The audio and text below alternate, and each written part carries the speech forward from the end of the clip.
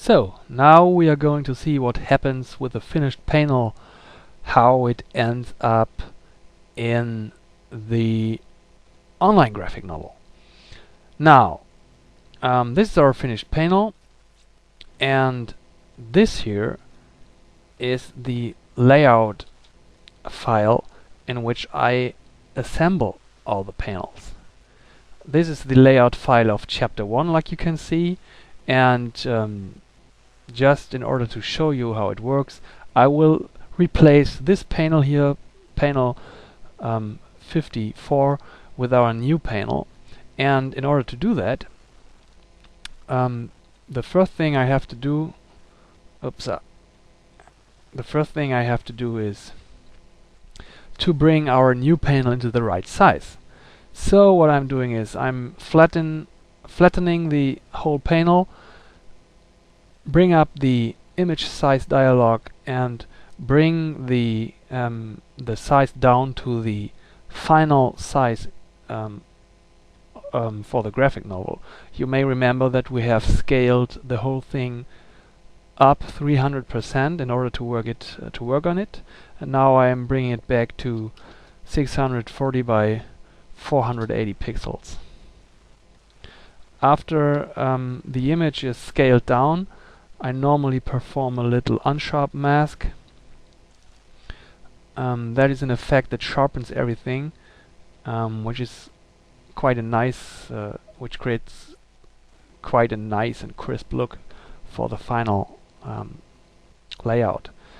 So I'm selecting the whole file, copy it. Now I can put it away, get my layout file. I'm selecting the panel number 45. I create a new layer above it and I paste our panel. Now that was really quick. All I have to do now is to copy the mask of the panel 54 and just apply the same mask to our new panel, and there it is. All it needs now is the same layer effect to receive the black outline, and this is just copy paste, copy layer style, paste layer style. The menu I'm clicking here is not on the recording area, but I have just clicked copy layer style, and now on the new layer I have paste layer style, and this is how the image, the panel, is now implemented into the layout. Normally I perform some last color adjustments at this stage, so I have a look if there are scenes that depict the if there are panels that depict the same scene.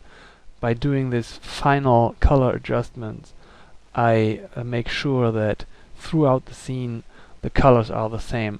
This is now not the case now because this panel has nothing to do with the other panels around it, but this is normally the place where I do the last adjustment. Now, the last thing we want to do now is to implement a word balloon, and the way I'm normally doing that is by using the pen tool. The pen tool has different modes. There is I don't even know how they are called. The right mode is the one in the middle here. With the rightmost mode, I see it's ghosted out. Well, you have to look out for the mode which shows the little pen icon inside this little paths. With that you can create different shapes, And what I'm doing here is I'm drawing a little vector circle into my layout, and then I'm using the direct selection tool to see where the points are in this vector circle. What I want to do is I hit Control T for the transform tool and rotate the whole circle 45 degrees in any direction in order to make sure that the points land in the corners of the word balloon. What I can do now is I can take these points and bring them further together, and you can quite easily manipulate them by just clicking on them and bringing them into the shape that you would like to have.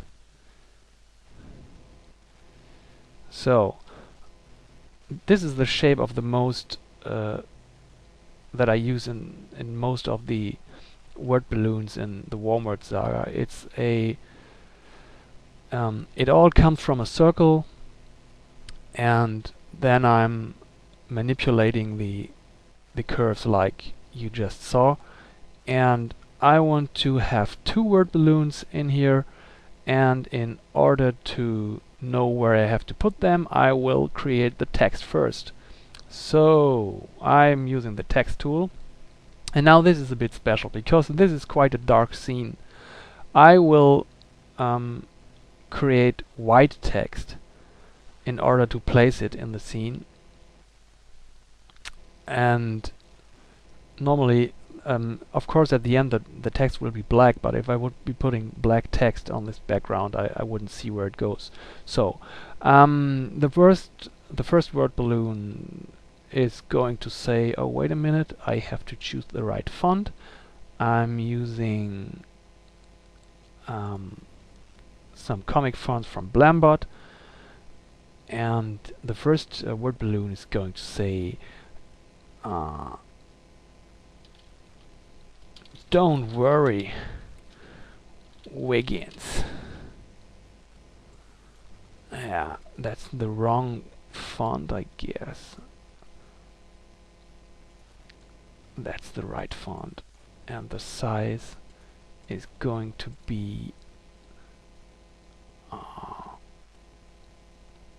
at 10 points.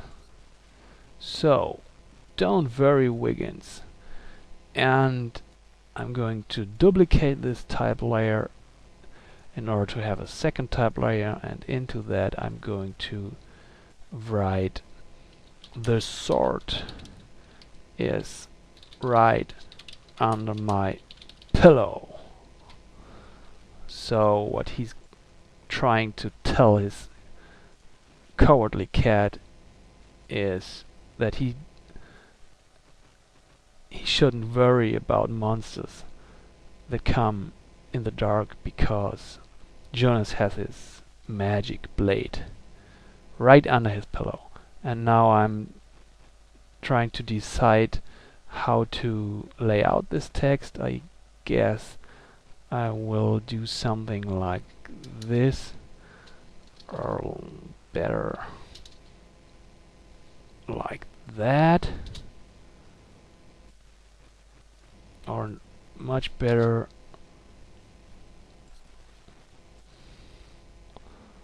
something like that perhaps. Now I know where the text is going. I can go back to my word balloon, place it where I want to have it. And the nice thing about vector word balloons is that just by selecting different points and moving them around, you always land at a very nice shape. You might have to tweak it a bit, but since it's vector, it's really easy to tweak. And this one will be centered too. I think I can get a bit more narrow. Yeah, and by using the cursor keys you can really fine-tune this word balloon. like hell. You can spend a lot of time with that. And it's very easy to copy paste. Oops. Yeah. It's really easy. You can't screw up it. Wait a minute. So you can really easily copy paste these paths by just holding Control and Alt, and then your cursor changes. It shows this little plus, and you can just drag a copy of the path of it. So that's what I did here, and then very fast, very swiftly, you can just adjust this word balloon in a way that suits you. So the word balloons are done in vector. Now you want to have it in pixel information. I create a new layer. I call it bubbles. I take the layer palette, no, the path palette, and as you saw in the second video where we stroked the perspective lines that were paths too, you also can fill a path with a color, and I'm going to do that. The right layer is selected, the paths are selected. Are they? They are. And now this little icon here fills the path with a solid color. Now you can deselect the paths in the path palette, and you end up with these shapes. Now you remember that our text was white. I will just have to fix that, make them black.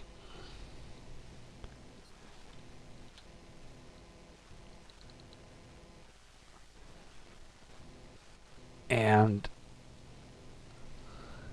now if I turn on the word balloon, there it is. Black type in the white word balloon. Now, how to get these little pointers for the word balloons? I have tried to do them in vector path too, but this process is a bit too too much effort for me. So what I'm doing is, as soon as I have created the word balloons with the with the path tool, I will just fill them into a pixel information, and will add the little pointers with brush. So this is my brush to make pointers. It is dynamic. It can be very thin and can get very thick if I'm pressing harder with the stylus. And what I'm going to do is I'm just painting the trails, and normally I need several. Yeah, that's not so nice. I need several attempts before I get the right pointer. Ah, that was quite nice. That's nice. That's a nice pointer. And now I'm going to connect the both bubbles. That's quite nice, but maybe that's nicer. Yeah, I'm looking for some dynamic here. Starting big, getting a bit more narrow, and then getting bigger at the end. Yeah, that's quite nice. So, now what I need is some final layer effect on the word balloons. Therefore I'm just double clicking the layer and opening the layer style palette, and what I'm normally doing is I add a 1 pixel black stroke around the word balloons, you cannot really see that in this case because the background is so dark. But on a light background you would now see a nice little crisp line around the word balloons. I don't want to emphasize it. It's just to have a little barrier between the word balloon and a very light background, if there happens to be one. But there's another thing I always add to my word balloons, and that is a very slight dark glow inside it. So you notice that I have now this dark glow inside the word balloons, and I just dial it down to a very, very faint opacity, and it is just there. And if I switch between the two versions, I don't know if the compression of the video shows it, but this little very faint gradient that is now around the word balloons makes it look much more I don't know what to call it. It just looks better for me. It's not the white of the word balloons is a bit broken, and it doesn't stick out as much or pops out as much as a plain white word balloon. This is a very subtle effect, and I had to do a lot of experimentation in order to end up with a result that looked like I wanted it to look. And I guess this is a good way to integrate these white shapes into the shaded artwork. Now, these are all the steps that are needed to create one panel of the Wormworld Saga. The first chapter of the Wormworld Saga exists of 76 different panels, some of them small, some of them very big, and that's the way I'm creating it. You now know all my secrets. Please keep them. Thanks for your time. I hope it was interesting for you, and we will see us again for the second chapter.